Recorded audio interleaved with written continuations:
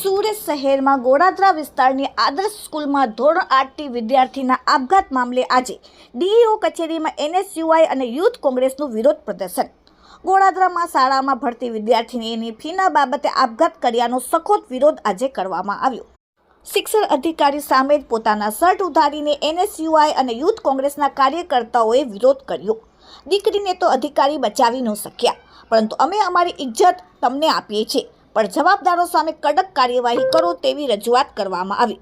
વિરોધ કરી રહેલા એનએસયુઆઈ અને યુથ કોંગ્રેસના કાર્યકર્તાઓ સાથે પોલીસનું ઘર્ષણ પણ થયું, પરંતુ કાર્યકર્તાઓએ કહ્યું કે અમે દીકરીને ન્યાય અપાવશું। Bureau report, daily India TV, Surat. Surat યુવક કોંગ્રેસ આજરોજ સુરત યુવક કોંગ્રેસની ટીમ સાથે ડીઓ ઓફિસ ડીઓ કચેરી એક રજૂઆત લઈને આવ્યા છીએ।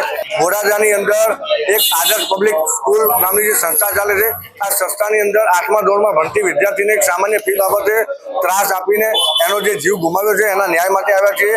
આવનારા સમયમાં જ્યાં સુધી આ દીકરીને ન્યાય નહીં મળે ત્યાં સુધી આંદોલન ચાલુ રહેશે અને ભવિષ્યમાં બીજી કોઈ વખત આવનારા સમયમાં કોઈ દીકરી સાથે આવો અન્યાય નહીં થાય, કોઈ દીકરીને જીવ નહીં